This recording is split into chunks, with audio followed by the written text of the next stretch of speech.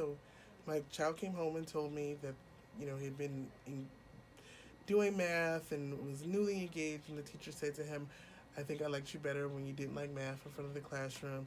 And I had already had a relationship where we had been going back and forth about this. So I didn't go to her directly. I went to the principal, and I decided to go that route.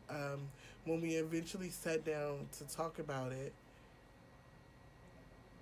she was apologetic, but I don't think she really understood why I was so upset.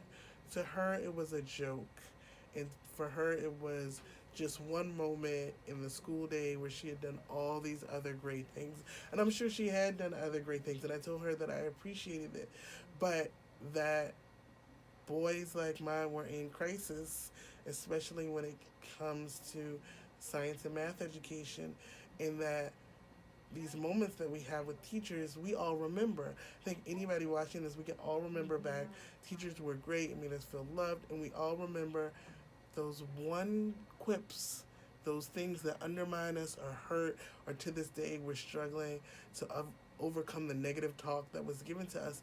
And that was really my concern with her. It wasn't with her. It wasn't that she wasn't doing anything well, but what she had done that was detrimental was so detrimental that it was going to require a lot to overcome. And I don't think she got that. She cried a little bit. She was defensive. She gave me a laundry list of all the ways she'd help black kids in various sites. But I'm not sure if she walked away. I think she walked away with never saying that again, which is a victory in certain regards. But I don't know how much it struck at her consciousness. So, yeah. And in your opinion, like, what do you think can help shift, be a solution, like, in that kind of situation, in a very specific, like, as we work with teachers? Well, I think people have to be willing to do the personal work, right? They have to be willing to depersonalize. It's kind of ironic. Like, they have to be willing to do the personal work, but also I think it's necessary to depersonalize it. It's not about one person. Our society, the way America has been constructed, has been on, a lie about the races that don't exist, and who's smart and who's competent and who's intelligent and who's hardworking and who's not. It's something that we are all socialized into. So I think people have to recognize it's not about saying one person is bad or wrong. This is just how it is, and we have to then come to the table and say, what do we do now? What do I do with the fact that this is my unconscious manuscript?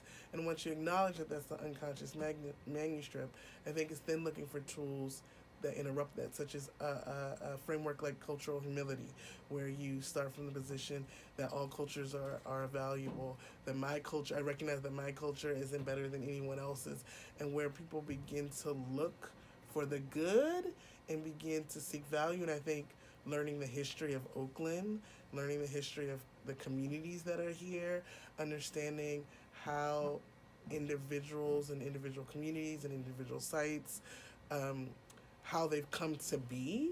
And so you disrupt the unconscious narrative that we have, that we don't even realize that you hear people say, oh, that's a good school, that's a bad school, it's in a good neighborhood, it's a bad neighborhood.